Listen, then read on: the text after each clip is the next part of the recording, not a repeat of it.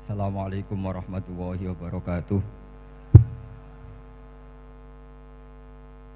Bismillahirrahmanirrahim. Tabarakalladzi nazzalal furqana ala 'abdihi liyakuna lil 'alamina nadhira.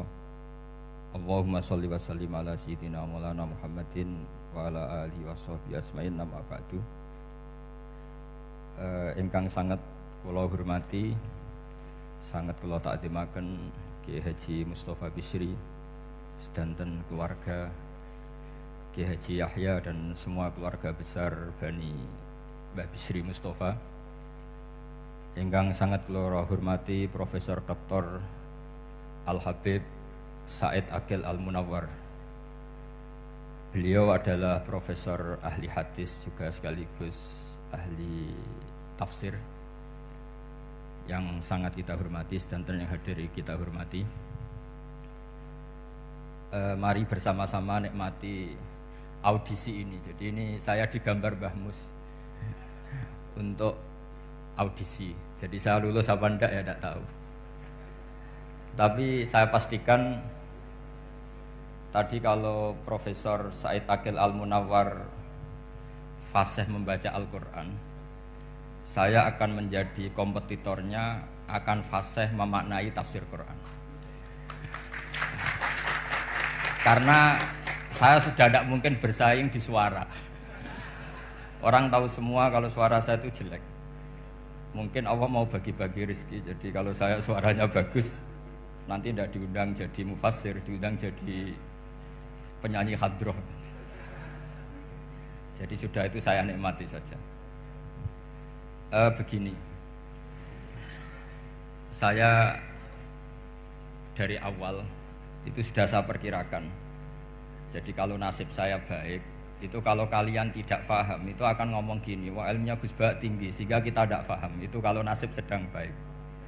Kalau nasib saya buruk, itu minim artikulatif sehingga menjelaskannya bulat, itu pasti nggak pinter orangnya karena menerangkan saja tidak mudah difahami. Tapi kalau nasib sedang baik, sampean yang nggak paham malah muji ilmu saya yang tinggi, padahal kadang nggak memahamkan memang rumusnya itu salah sehingga bulat. Tapi insya Allah nasib saya malam ini baik.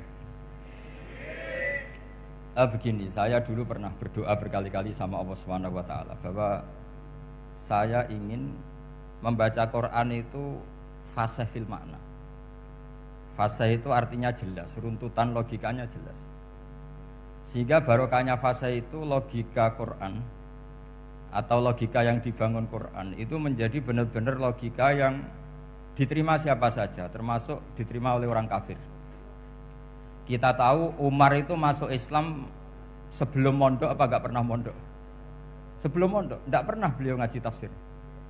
Enggak pernah mondok. Tapi beliau dengar Quran itu faham. Karena logika yang diutarakan Quran itu logika sesuai fitrah salimah. Sesuai akal yang sehat. Saya di mana-mana cerita karena ini kebanggaan para mufassir. Ketika Jubair bin Mut'im bin Adi menceritakan bapaknya yaitu Mut'im bin Adi. Beliau adalah orang yang sangat pintar sekali sehingga didelegasikan oleh kafir Quraisy untuk jadi negosiator di Asra Badrin. Jadi perang Badar itu kan ada Asra Badrin, orang-orang kafir yang ditawan Islam. Kemudian orang ini diutus untuk jadi negosiator. Singkat cerita pas datang ke Madinah, pas Rasulullah SAW baca surat Wattur wa kitabim mastur fi raqim mansur sampai ayat am khuliqu min ghairi syai'in am humul khaliqun sampai ayat am khalaqus samawati wal ard.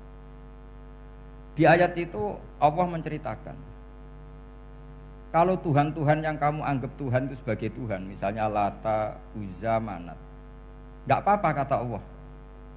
Tapi kata Allah saya minta bukti prestasi mereka apa kalau sebagai Tuhan itu.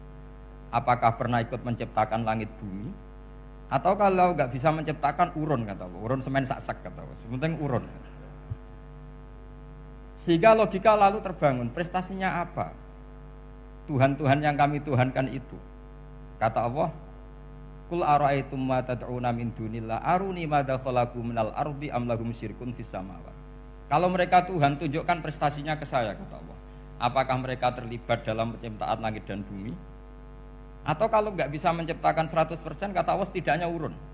Ya tadi urun semen, am lahum syirkun fis samawati. Syirkun maknanya urunan. Lalu ketuhanan berhala, Uzza dan sebagainya batal karena ayat ini. Orang kafir berpikir, wah ini tidak Tuhan karena nggak punya prestasi apa-apa. Lalu mereka secara ekstrim malah berpikir ateisme, tidak mengakui adanya Tuhan. Kalau nggak diakui adanya Tuhan, berarti alam raya ini dimulai dari ketiadaan. Logikanya berarti begini, hadhil maujudat khalaqahal adam. Langit yang karuan wujud, bumi yang karuan wujud, hewan-hewan yang karuan wujud, matahari, rembulan, lautan semuanya wujud. Kemudian semua maujudat ini dirumuskan khalaqahal adam, diciptakan oleh ketiadaan. Pertanyaannya adalah ma huwal junun asyaddu min hada. Kegilaan apa yang lebih parah ketimbang ini? Karena sesuatu yang wujud dimulai dari sesuatu yang tidak wujud. Berarti sama dengan mengatakan hadhil maujudat khalaqahal adam. Semua yang enggak ada ini diciptakan oleh sesuatu yang enggak ada. Jadi semua yang ada diciptakan oleh sesuatu yang enggak ada. Maka Quran ketika ngendikan am khuliqu min ghairi syai'in. Apakah kalian semua atau mereka semua diciptakan min ghairi syai'in, min ghairi khaliqin maujudin. Saya ngecek di beberapa tafsir, termasuk bukan kitab tafsir tapi maknanya sama seperti di Ihya. Masa alam raya seindah ini, seeksistensi ini, senyata ini kemudian diciptakan oleh sesuatu yang tidak ada. Mereka akhirnya mikir, ya harus diciptakan oleh sesuatu yang ada. Nah, karena sesuatu yang ada ini posisi pencipta, maka harus berstatus super. Nah, super ini oleh ulama dibahasakan wajibil wujud. Maka zat yang menciptakan ini namanya zat sing wajibil wujud. Lalu wajibil wujud ini oleh Islam disebut Allah Subhanahu wa ta'ala. Kayak apa fasihnya Quran bikin logika? Atau orang yang jadi Tuhan itu yang mengklaim sebagai Tuhan? Itu juga mungkin, yang penting mewujud. Siapa itu? Fir'aun. Fir'aun itu mengaku sebagai Tuhan. Dia sudah sah dari segi dia wujud. Namanya orang wujud punya eksistensi, mungkin berkreasi. Saya ulang lagi, namanya orang wujud punya eksistensi, tentu mungkin berkreasi. Tapi pertanyaannya begini, ketika Musa tanya, pertama ditanya Musa, lalu kamu kalau menyembah selain saya, nyembah siapa? Kata Musa, Rabbul Alamin. Siapa Rabbul Alamin? Rabbus samawati wal ardi, yang menuhani langit bumi. Terus kata Fir'aun, tidak jawab, manggil Haman. Haman, kamu kan arsitektur, coba ibnili sorhal ali abluhul asbab. Ya Haman ibnili sorhal ali abluhul asbab. Bangunkan satu piramida yang tinggi, la'ali at-tali'u ila ilahi Musa, saya ingin melihat Tuhannya Musa. Lalu kemungkinan Tuhan di bumi, kata Fir'aun, ma'alim tulakum min ilahin ghairi. Kemana-mana saya melihat yang jadi Tuhan saya. Musa ngerti kalau Fir'aun ini pekok cara bahasa Jawa itu menerangkan sifatnya Allah itu dengan sifat yang sederhana, tapi justru dengan sederhana ini Fir'aun tidak bisa jawab. Terus Nabi Musa ganti argumentasi, Rabbukum wa Rabbu abaikumul awalin, yang nuhani nenek moyang kamu, leluhur kamu. Itu terperangah, kagetnya bukan main Fir'aun.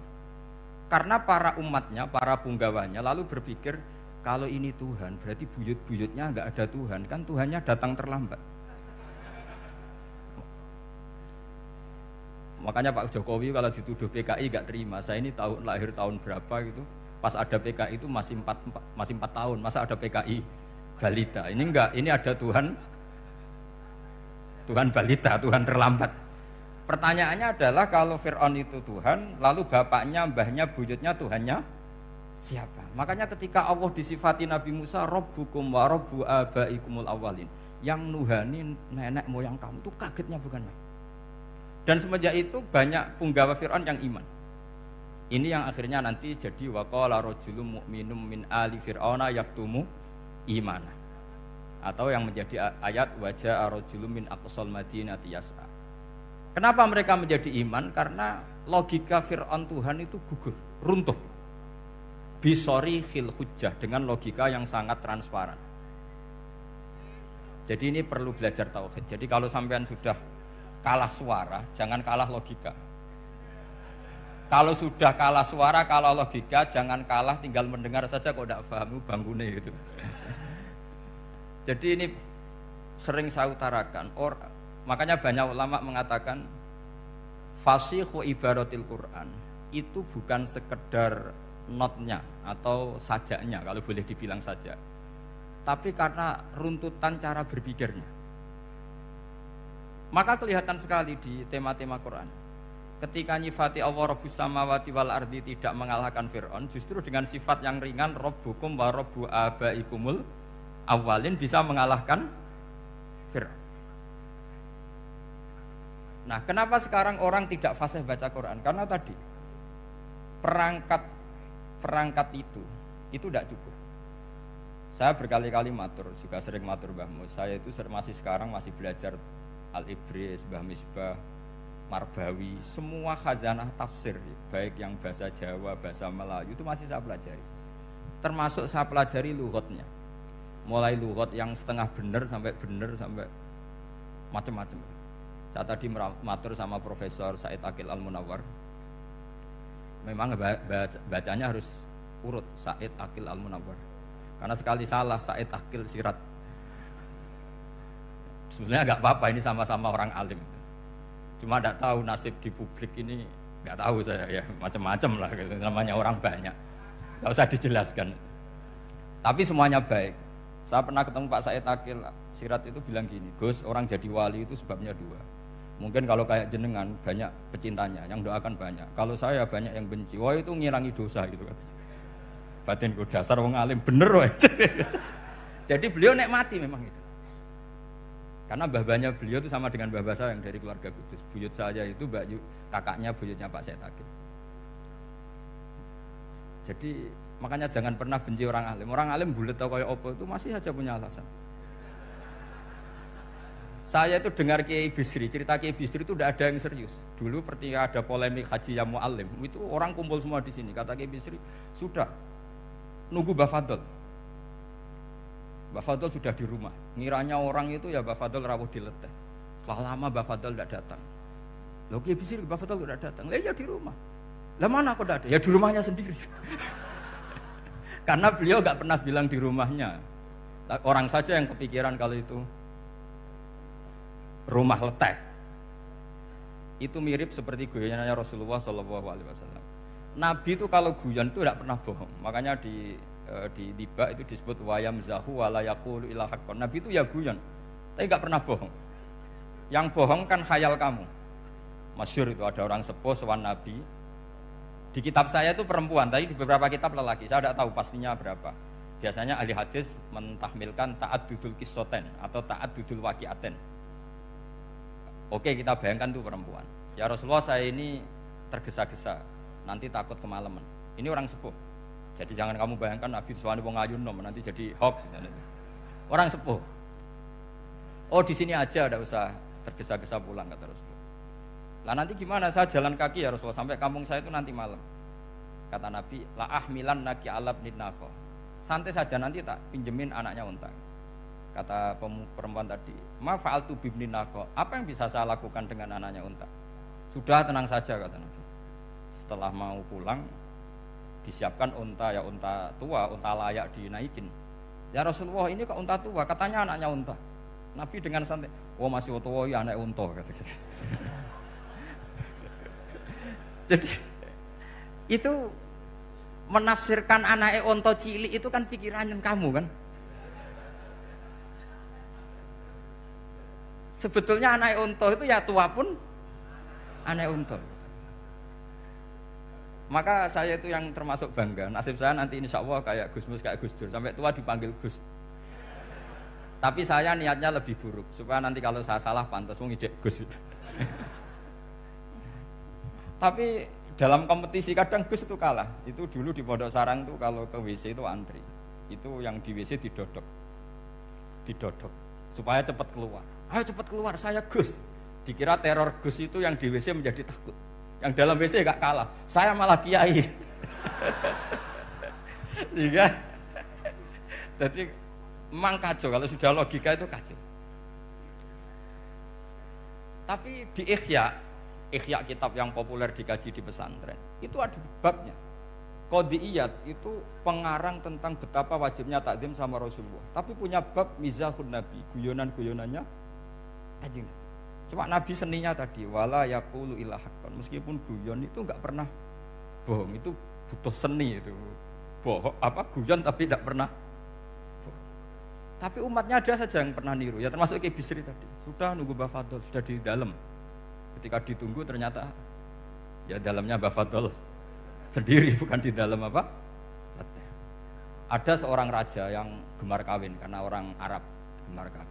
Itu setiap ada perempuan cantik ingin dinikah. Nikah itu masih baik, jadi sama ndak usah anti. Soal kamu dengki sama orang poligami itu ya hasut itu namanya. Yang layak biar poligami asal ada yang mau dan siap-siap ada tambah satu hilang satu. Biasanya kan. Singkat cerita dia itu cinta sama seorang perempuan. Nah perempuan itu ditanya-tanyakan sama pemuda situ ajudan dia. Gimana saya boleh nikah itu? Jawabannya tadi kaifatang kihuha wa qad ra'aitu qabbalaha rajulun. Kok kamu nikahi gimana? Saya pernah melihat dia itu dicium seorang lelaki. Kamu itu seorang raja, masa nikahi perempuan yang pernah dicium seorang lelaki? Wah itu miso-miso raja. Udah enggak. Saya ini raja muslim soleh, masa nikahi orang yang pernah dicium lelaki? Suatu saat si pemuda ini menikahi perempuan itu.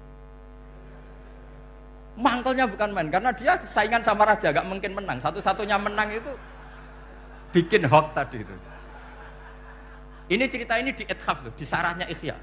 Kamu kira di ini di cerita Alfu Yaumin wa Lailatinnya Abu Nawas, enggak, ini cerita di Ithaf.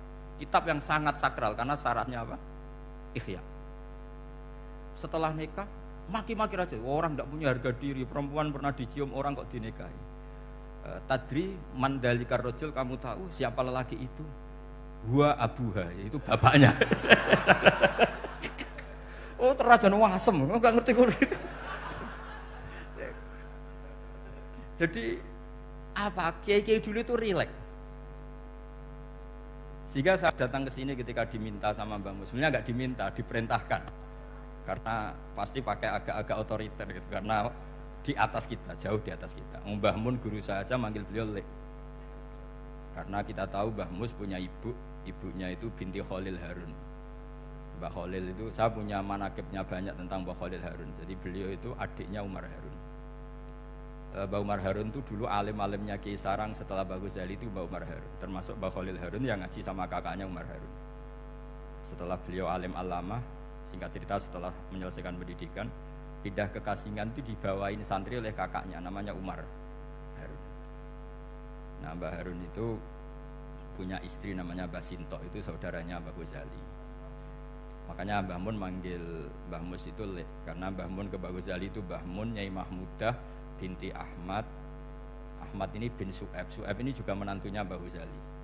Terus Mbah Ghazali, berarti Mbah Mun dari Mbah Ghazali generasi kelima. Kalau Mbah Mus kira-kira ya Mbah Mus, Nyai Bisri, Mbah Khalil.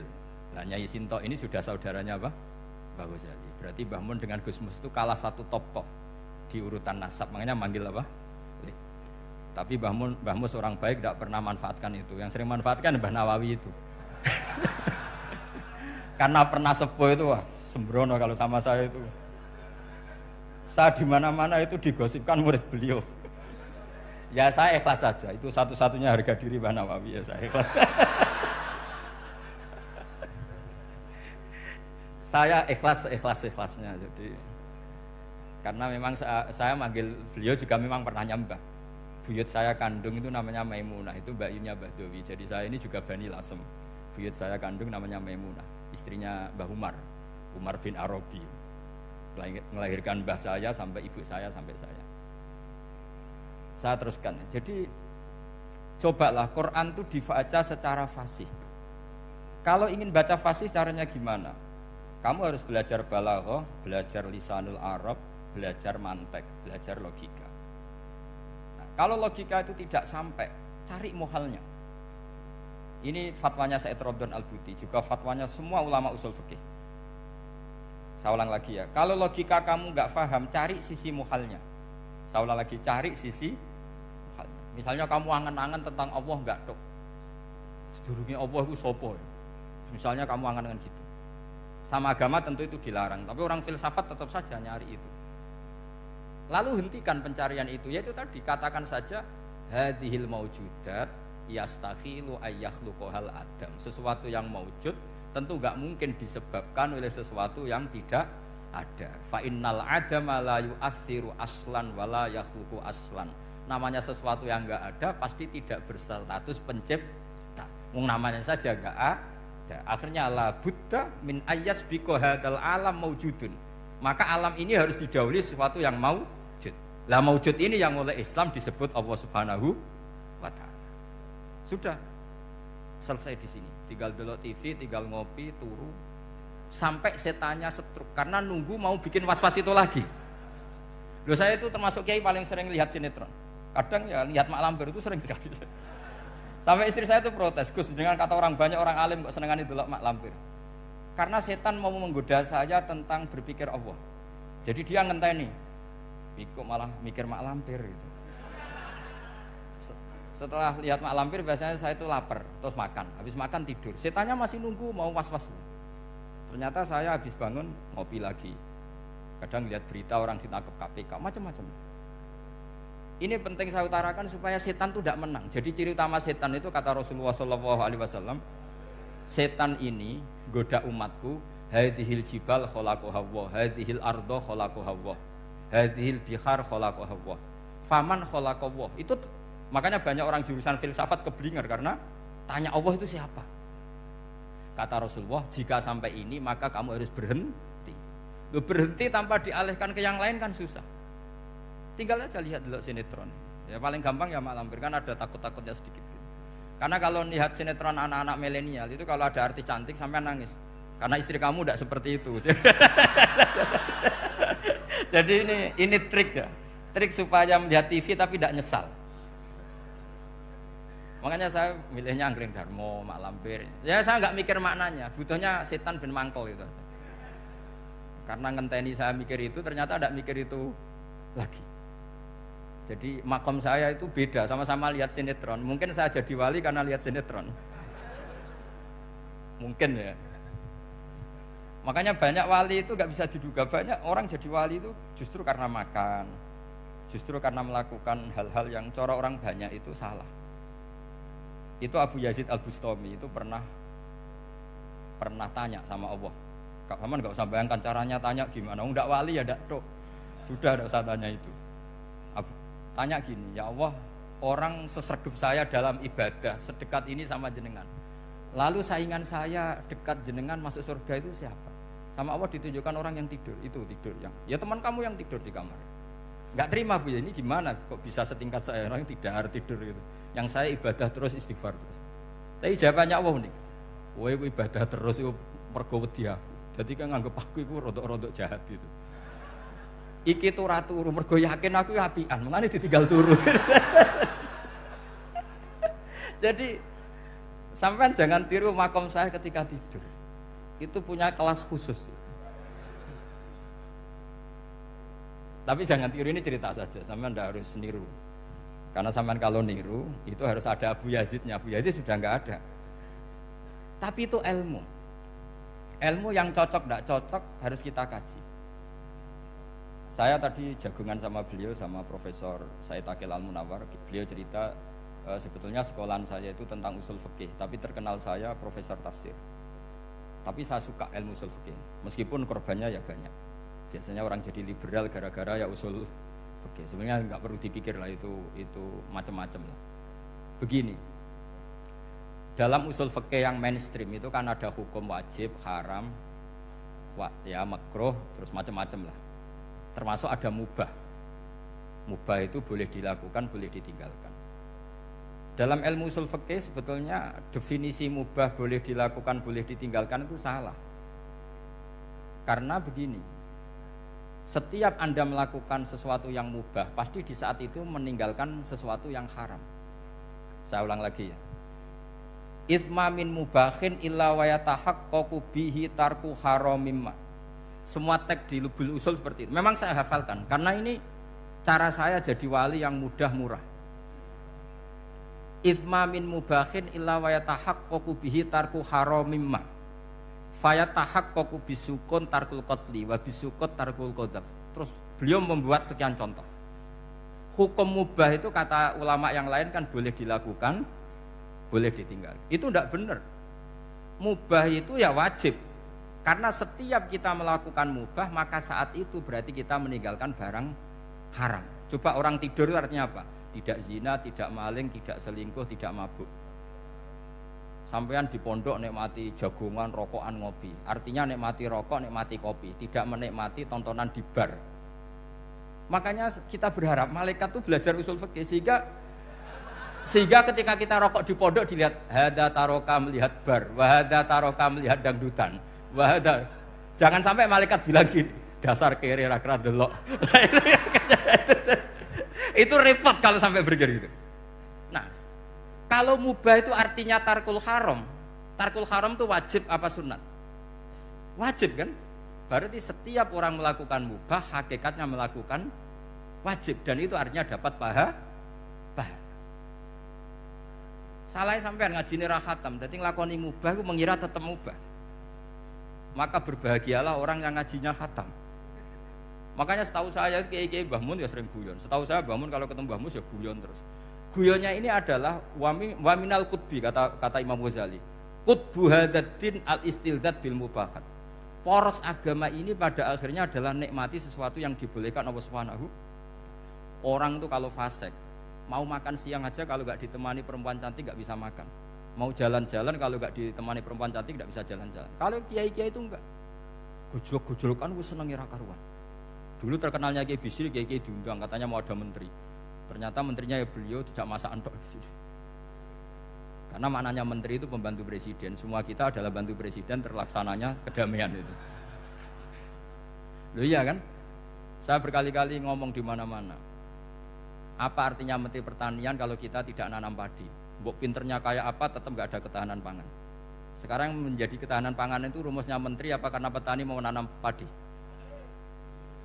Itu hakikatnya membantu presiden dalam ketahanan pangan. Cuma petani lebih keren karena tidak butuh digaji. Kalau menteri ya keren tapi kurang keren karena masih dapat apa? Gaji. Agak tunggalil anak mikir untuk gaji.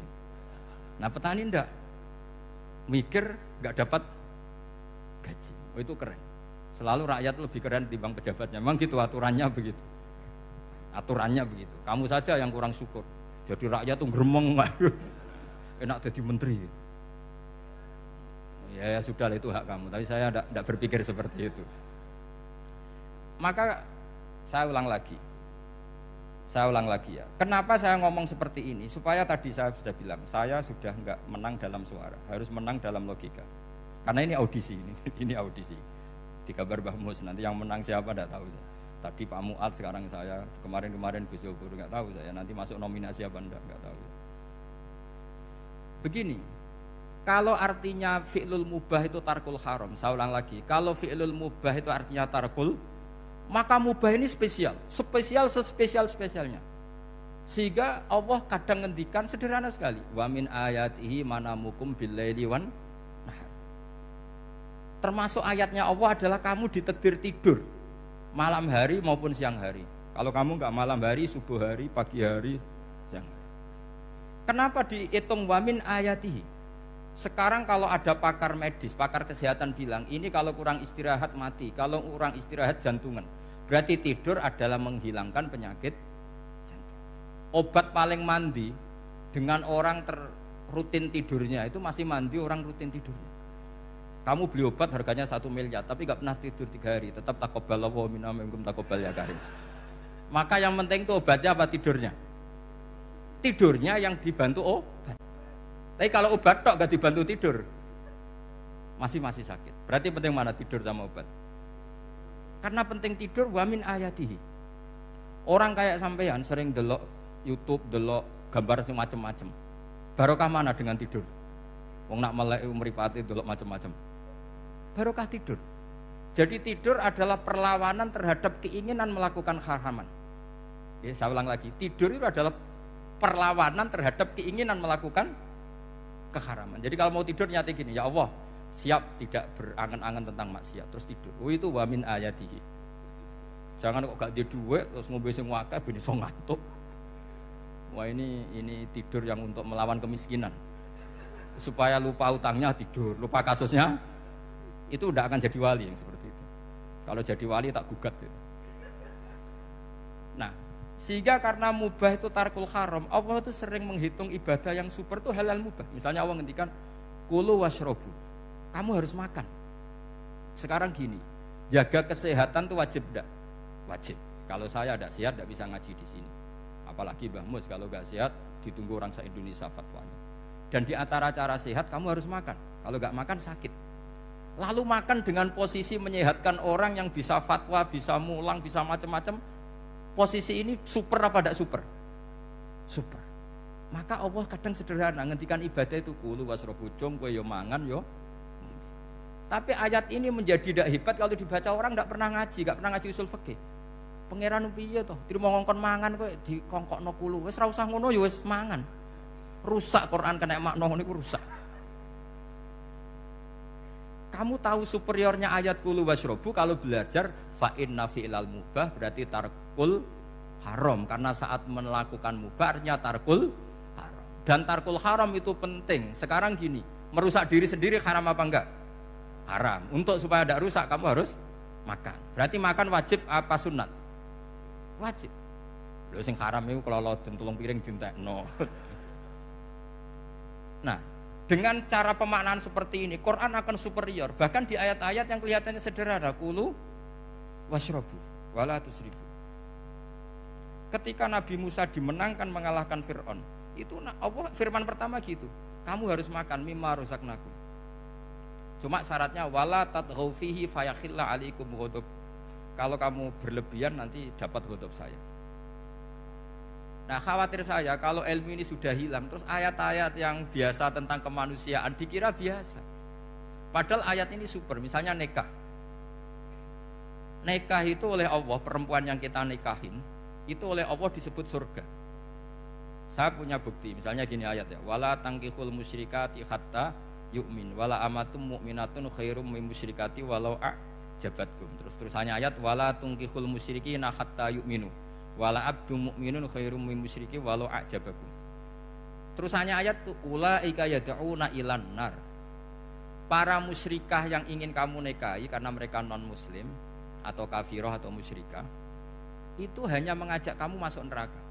Maksudnya ngajak itu kan bisa saja kamu tertarik perempuan tadi sampai kompromi merubah akidah kamu. Terusannya ayat wallahu yad'u ilal jannah. Harusnya dengan perbandingan kamu jangan menikahi musyrikah. Logika perbandingannya kan wallahu yad'u ila nikahil mu'minah. Saya ulang lagi, harusnya muqabalahnya kan wallahu yad'u ila nikahil mu'minah. Allah mengajak kamu supaya menikahi mu'minah. Tapi kata mukminah sama Allah diganti wallahu yad'u ilal jannah. Allah mengajak kamu masuk surga. Ila nikahil mu'minah. Artinya gini, setiap kamu hubungan intim sama istri kamu itu adalah menjadi kamu tidak zina. Jadi kalau kamu tidak zina, barokahnya istri kamu ini penopang kamu masuk surga. Makanya Rasulullah pernah ditanya ibadah itu apa saja. Nabi secara ringan diantara jawabannya wa fi buti ahadikum shadaqah. Sudah kamu ngumpul istri kamu itu ya ibadah. Terus kata sahabat-sahabat, ya Rasulullah ayati ahaduna syahwatahu wa walahu ajrun. Yang benar saja Rasulullah, masa urusan gitu dapat pahala gitu.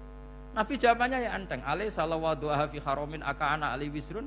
Kalau dia salah yang dikeloni kan ya dosa. Berarti kalau ngeloni yang benar juga pahala. Berarti istri kamu itu jannah surga. Cuma jannah yang agak aneh karena rewel itu agak aneh. Jadi itu jannah yang agak aneh.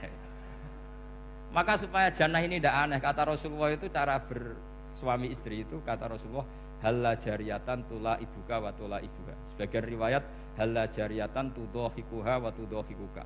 Kamu cari perempuan yang gampang guyon, gampang rileks. Mula abah itu rileks, mudhahaka ya rileks.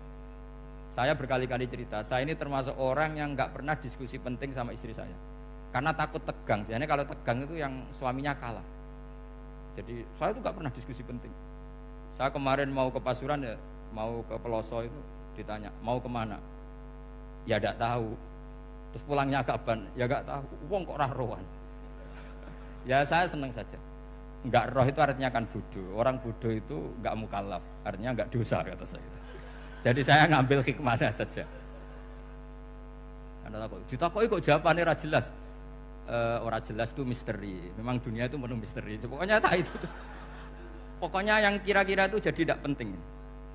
Rasulullah tuh kalau debat sama istrinya ya milih gitu, milih mula aba mudhahaka.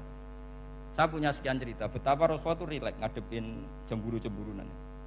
Sayyidah Khadijah tentu orang yang super bagi Rasulullah. Sampai ketika adiknya Sayyidah Khadijah, kalau nggak salah namanya itu Halah itu, kalau datang itu Rasulullah itu menjamu karena mengingatkan suara Khadijah. Kalau muji Khadijah itu sudah langit Rasulullah. Sehingga Aisyah itu cemburu. Bagaimana Anda selalu muji Khadijah? Waqad abdalakallahu khairan minha. Allah mengganti yang lebih cantik ketimbang Khadijah dan lebih muda. Maksudnya Aisyah. Kenapa masih muji yang sudah meninggal? Tua lagi kan. Gantian Sayyidah Fatimah yang tersinggung karena ibunya ditua-tuakan. Itu ketika Fatimah cemburu, mangkelnya sama Sayyidah Aisyah. Mangkel manusiawi loh. Enggak usah kamu jadi Syiah terus benci Aisyah itu. Karena kalau kamu jadi benci Aisyah berarti kamu nganggap Aisyah itu salah. Dan itu efeknya di Rasulullah, berarti Rasulullah milih istri yang salah. Makanya kita ini madzhabnya ahli sunnah. Abu Bakar tidak mal'un. Kenapa tidak mal'un? Kalau kamu bilang Abu Bakar mal'un berarti Rasulullah salah pilih teman. Umar tidak mal'un karena Rasulullah pasti milih teman yang benar. Begitu juga milih istri yang benar. Dalilnya tidak usah jauh-jauh. At-thayyibatu lit-thayyibi. At-yabut thayyib tentu Rasulullah. Berarti istrinya pasti thayyibah. Jadi madhab ahli sunnah dalam madhab sing jelas-jelas min baini farthi wa damil labanan khalisan sa'iwal lisyari. Jadi kalau kamu cari logika gampang saja. Nabi itu thayyib, bahkan at-yabut thayyib. Padahal kata Allah at-thayyibatu lit-thayyibin. Ya jelas ya. Jadi ini tidak usah dimasukkan hati tentang konfliknya Aisyah dan Fatimah, itu biasa saja. Yang satu bela ibunya, yang satu bela dirinya. Sebenarnya Aisyah itu nggak niat ngeritik Khadijah, ingin diperhatikan Rasulullah saja. Terus ketika Sayyidah Fatimah matur ya Rasulullah, saya supaya ngalahkan Aisyah itu gimana? Karena ibu saya sudah meninggal, ya memang cantik dia, muda dia. Dan tahu betul orang kalau Nabi itu sangat mencintai Aisyah. Kata Rasulullah, bilang gini saja, tetap hebat ibu saya. Karena ibu saya dapat Rasulullah rondo untuk Joko. Kowe ayu kaya apa, iku untuk dudo. Jadi rileks saja Rasulullah. Akhirnya, ya semenjak itu enggak ngeritik lagi. Bahaya ini kalau ngeritik. Khadijah itu kan sudah umur 40 tahun. Janda dapat Joko. Aisyah perawan untuk dudo. Keren mana? Keren Khadijah. Jadi tidak semua masalah itu Nabi itu menyelesaikan cara ekstrim. Nabi itu biasa mula apa? Santai rileks. Nah, kalau para mbak-mbak ini ingin jadi surga yang enggak aneh, syaratnya jangan rewel, karena di surga itu enggak boleh ada orang rewel. Tapi kalau enggak rewel sementara suami kamu enggak bener, ini namanya goblok. Maka kata Mbah Mun kalau ngijazahi santri-santrinya, "Cung, bojomu kudu rewel, cung. Enggak ngono fakir," kata Mbah Mun. Tapi santri yang di belakang gremeng, "Iya, Mbah, nak fakir, nak jantungan mati." Makanya sering itu. Jadi di antara ulumil Quran itu ada istilah maudhi'ul mutmar mengganti maudhi'ud dhamir atau maudhi'ul lafzi menggantikan lafdan akhar. Itu memang agak jadi medel ilmu tafsir. Tapi bagi pelakunya itu menjadi gampang. Ya tadi, ketika Allah melarang nikah hal musyrikah, saya ulang lagi. Ketika Allah melarang nikah hal musyrikah, normalnya perbandingannya kan wallahu yad'u ila nikahil mu'minah. Tapi sama Allah digenti, wallahu yad'u ilal jannah. Itu menunjukkan bahwa nikahul mukminah adalah al jannah. Karena kamu hubungan intim ya ibadah, diwamuk kowe sabar ya ibadah, nafakoi ya ibadah, neng-nengan kejahatan senjata juga ibadah. Seru Kang, neng-nengan itu seru. Karena memang di antara sistem tubuh kita itu butuh masa-masa jeda. Itu mari cerdas. Karena tubuh kita ini tidak hanya butuh seneng, tapi juga butuh susah. Susah itu melahirkan kearifan. Jajal bojomu tahu minggat, mesti kearifan kamu meningkat. Jadi minggat itu ya penting. Nikmati saja. Loh, ini saya nggak ngajari keburukan. Memang seperti itu. Nah saya berharap ilmu usul fikih ini tidak boleh hilang.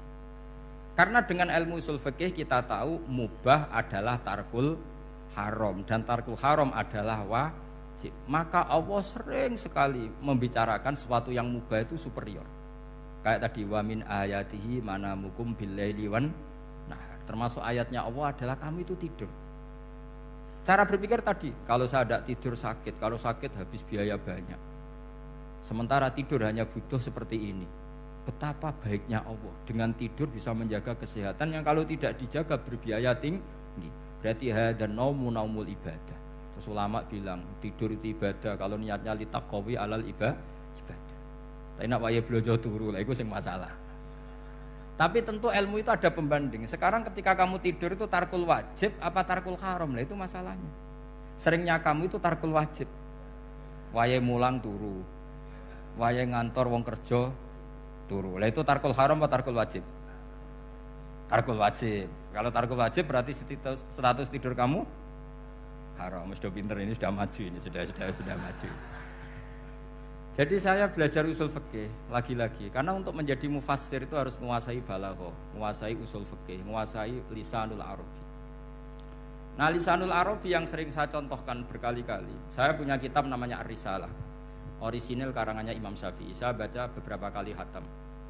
Juga saya beberapa kali bacakan santri.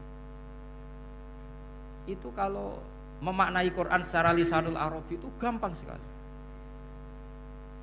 Gampang sekali. Ketika Imam Syafi'i mengatakan kamu boleh tayamum ketika bepergian dan saat bepergian itu tidak menemukan air. Syaratnya kamu tolabul ma', cari-cari dulu. Ketika ditanya sama ashabus Syafi'i, kenapa harus cari-cari dulu? Jawabannya enteng. Li'anna Allah ta'ala yaqul falam tajidu ma'an wala yuqalu liman lam yatlub lam yajid. Karena Allah ngendikan kemudian kamu tidak menemukan air. Di mana-mana tidak menemukan setelah mencari. Kalau belum mencari namanya tidak tahu. Jadi dari kata falam tajidumaan kemudian kamu tidak menemukan. Tidak menemukan berarti apa? Setelah mencari. Sehingga beliau mensyaratkan dicari-cari dulu baru berkesimpulan tidak menemukan. Nah setelah tidak menemukan kamu baru boleh tayang. Segampang itu ilmu usul fikih di depan Imam Syafi'i. Ulumul Quran dianalisis dengan usul fikih. Ketika ditanya kenapa Anda mensyaratkan nikah itu pakai wali? Ayatnya apa? Kalau hadisnya jelas, la nikaha illa biwaliyin mursyidin. Ayatnya apa? Imam Syafi'i secara enteng baca ayat fala ta'duluhunna ayyankihna azwajahunna idza taradhu bainahum bil ma'ruf. Jika wanita yang kamu waleni, saya ulang lagi, jika perempuan yang kamu walikan, misalnya kamu punya anak yang umur 20 tahun ingin nikah sama seseorang. Sing seseorang ini layak. Ya misalnya kiai ya apal alfiyah. Tadi kata Mbah Mus itu muridnya Mbah Khalil itu alfiyah diwolak-walik apal. Saking seringnya belajar alfiyah kata beliau sampai santri apal alfiyah wolak-walik tapi ra roh carane jamak kosor. Karena dulu pondoknya mau pondok nahwu. Jadi kayak di ngelirap itu. Tonggone nganti apal fa'ala yaf'ulu fa'lan. Cinone weh apal saking bedino itu pujiane ra selawatan fa'ala yaf'ulu fa'lan wa ma fa'lan wa fa'ilun. Jadi pondok ya macam-macam.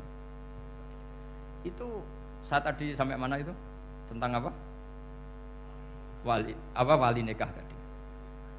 Di bab fikih, saya ulang lagi di bab fikih. Itu kata Allah, jika perempuan yang kamu walikan itu ingin nikah, fala ta'duluhunna, jangan kamu larang. Kata Imam Syafi'i, kalau seorang wali tidak punya hak mewalikan, maka larangan jangan menghalangi itu tidak ada gunanya. Misalnya gini, Zaid itu tidak punya utang saya ulang lagi, Zaid tidak punya utang saya. Memang ini ilmu logika, Zaid tidak punya utang saya. Terus sampean bilang ke saya gini, Gus Bah, Zaid ojo tageh. Itu omongannya wong aneh apa enggak? Aneh kan? Tapi kalau Zaid punya utang saya 1 juta, terus kamu menasihati saya, Gus Zaid ojo tageh, benar apa enggak? Wali itu punya hak melarang. Saya ulang lagi, wali berarti punya hak melarang putrinya tidak nikah. Sehingga diperintahkan Allah, kamu jangan pernah melarang. Berarti punya hak melarang. Kayak tadi, Gus ojo tageh, berarti aku dia hak nageh. Misalnya otoritas bandara ATR, pesawat Boeing sekian-sekian Lion bolehkan landing di sini karena operatornya punya hak melarang, juga punya hak mengizinkan. Tapi kalau orang lain kamu bilangin pesawat Lion nggak boleh landing di Semarang, orang lain yang nggak terkait dengan otoritas itu, aneh nggak omongan itu? Aneh. Kalau wali dilarang menghalangi perempuan ingin nikah harus memberi izin maksudnya, maka berarti wali punya hak menikahkan. Paham yang saya maksud? Makanya Imam Syafi'i mensyaratkan seorang perempuan yang nikah harus pakai wali. Jadi segampang itu. Kitab Ar-Risalah menerangkan ulumul Quran. Dan dalam banyak hal ulama dulu tuh, makanya saya tadi berjanji karena Quran itu bisa kamu baca fasih, kamu dengerin suara enak ya enak, kamu dengerin logika yang enak ya enak. Jangan sampai kamu udah dua-duanya. Suaranya sudah tidak enak, logikanya tidak enak, itu kacau namanya. Ketika Imam Syafi'i ditanya, bagaimana hukumnya uzubah? Uzubah itu enggak nikah. Padahal ada hadis waman rohiba an sunnati falaysa. Kata Imam Syafi'i ya enggak apa-apa. Kenapa? Fa inna Allah ta'ala dzakara 'abdan sholihan wa qala wa sayyida wa hasura wa nabiyya minas sholihin. Allah menyebut nabi yang soleh, dan di antara nabi yang soleh itu ada yang berstatus hasur. Hasur itu tidak ada keinginan sama perempuan, akhirnya tidak nikah. Berarti tidak nikah itu boleh karena ada nabi yang tidak nikah. Segampang itu dulu. Saya punya kitab, saya ini baru gencar-gencarnya kampanye kitab Syajaratul Ma'arif. Karena memang kitab itu bagus, menurut saya simpel dalam memahami Quran. Jadi anggap saja ini bentuk penghormatan saya sama Ki Bisri yang sudah mengkhidmai mengenalkan ulumul Quran lewat tafsir Al-Ibris. Yang Kiai Misbah punya tafsir Al-Iqlin.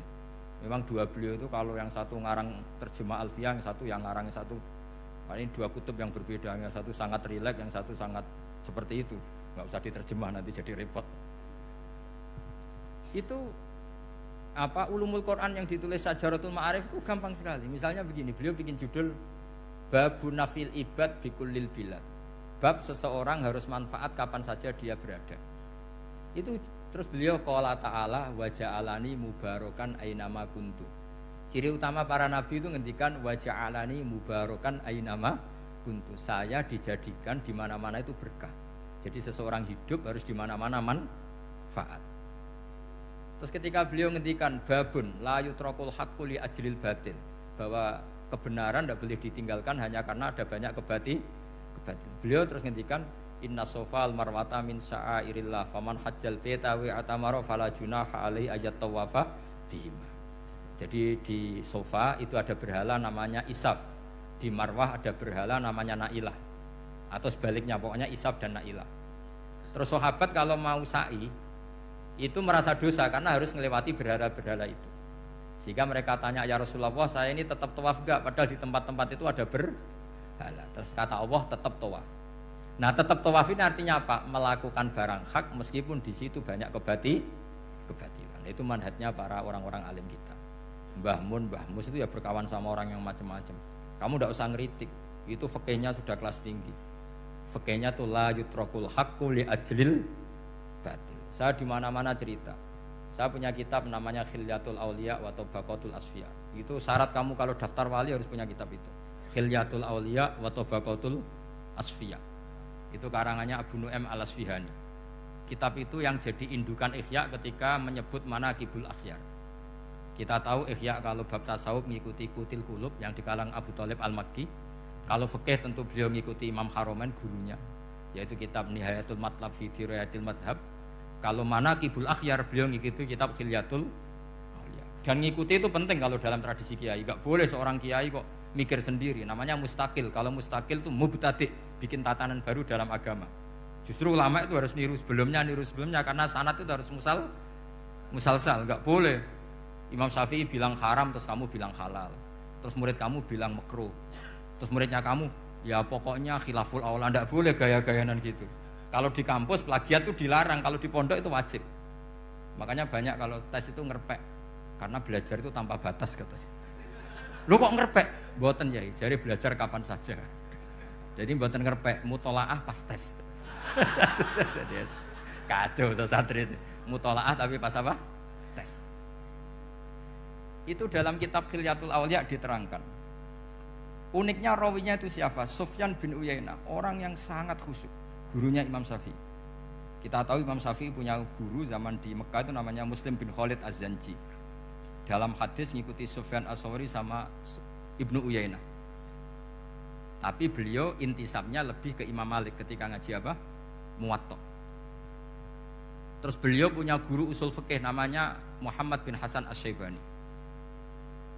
Itu Sufyan bin Uyainah dalam kitab itu diceritakan pernah suatu saat Isa sama Yahya. Ini supaya saya tahu fikihnya Mbah Mun, fikihnya Mbah Mus. Isa sama Yahya itu satu nabi yang sama-sama muda, yang satu angkatan. Saya berkali-kali cerita, nabi yang satu angkatan itu ada 3. Tapi yang 2 ini enggak level, yaitu Ibrahim dan Lot. Tapi enggak level karena Lot itu adalah pernah keponakan siapa? Ibrahim. Musa dan Harun, tapi Harun itu enggak levelnya Musa karena dia jadi nabi berdasar proposal Nabi Musa. Jadi Nabi Musa itu alsak, agak pelat. Sehingga beliau kalau menjelaskan kesulitan terus pakai jubir. Makanya kemarin-kemarin itu ada wali yang kalau ngomong pakai apa? Jubir. Akhirnya Nabi Musa ngendikan apa? Waj'alli waziran min ahli Haruna akhi usdud bihi azri wa asyrikhu fi amri. Ya Allah, saya ini lisannya agak pati fasih. Tolong Harun sing huwa afsahu minni lisanan. Yang lisannya lebih fasih tolong jadikan nabi. Sama Allah dituruti, Harun jadi apa? Nabi. Tapi yang dapat wahyu Musa, jadi dia hanya jubir. Makanya seangkatan tapi tidak level. Yang seangkatan level itu hanya Yahya dan Isa. Nabi Isa kita tahu berstatus wa yukallimun nasa fil mahdi wa kahla. Jadi mulai kecil sudah pinter. Nabi Yahya ya gak kalah keren. Ya Yahya khudil kitab bi quwwah wa atainal hukma sabiyya. Ketika kecil sudah pinter. Jadi ini rivalitas dalam ilmu. Makanya khilaf itu penting. Jangan gontok-gontokan berarti ra tau ngaji. Khilaf itu penting. Nabi Yahya itu kalau jalan-jalan sampai Nabi Isa, itu yang Nabi Yahya mesti tanya, aina khiyarun nas, rumahnya orang baik mana? Saya mau nginep di situ. Mesti tanya gitu kalau di satu perkampungan yang beliau-beliau sedang jalan-jalan. Tapi kalau Nabi Isa tanyanya aneh, aina syirarun nas, wong sing elek-elek manggone nang ndi?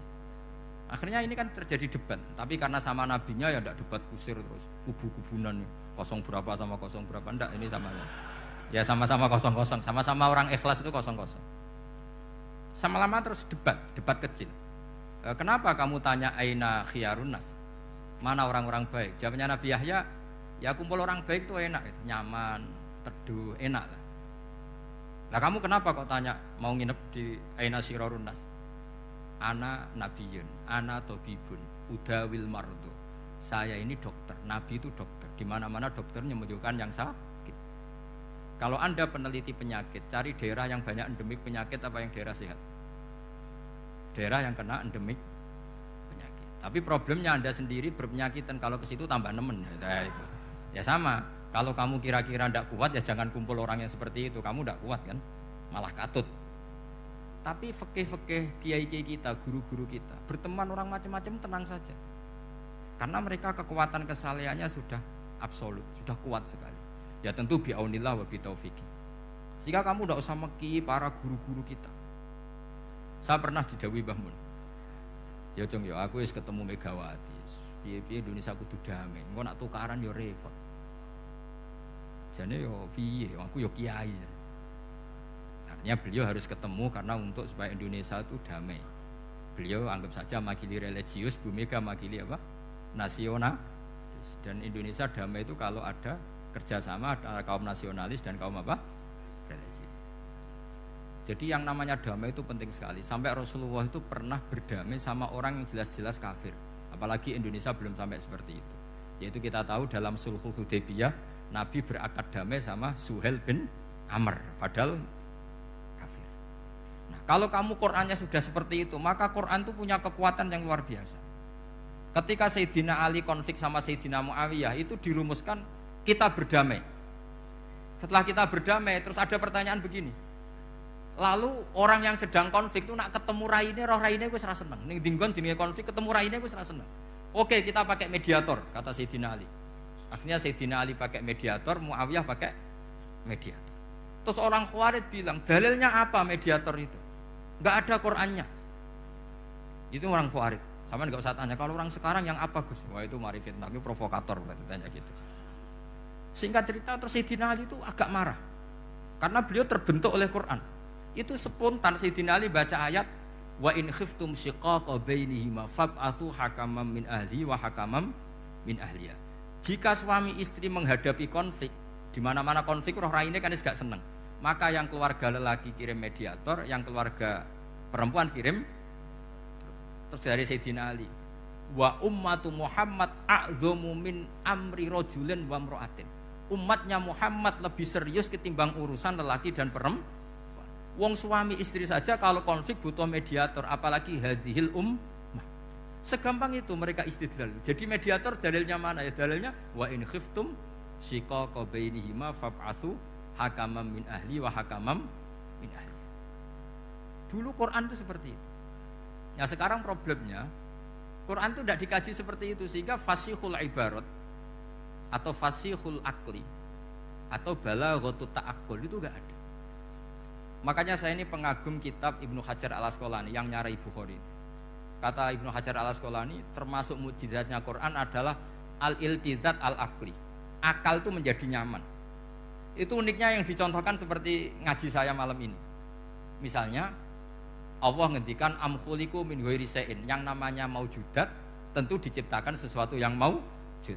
Karena akal akan tersiksa ketika dicekoki gini, hadhil maujudat khalaqahal adam. Tersiksa enggak akal kamu sebagai orang waras dicekoki pikiran hadhil maujudat khalaqahal adam. Ini maujudat disebabkan oleh ketiadaan. Mesti kowe ra iso turu. Barang ra ono kok iso gawe iku piye? Nah ini yang dimaksud dalam ilmu tasawuf ala bi dzikrillah tatmainnul qulub. Jadi cara tenangnya hati itu macam-macam. Nak wong toreko ya wong kon wiridan. Nak koyo kula rada ahli akal, wis meneng. Alhamdulillah di pangeran sing wujud. Berarti hadil maujudat khalaqahal maujud.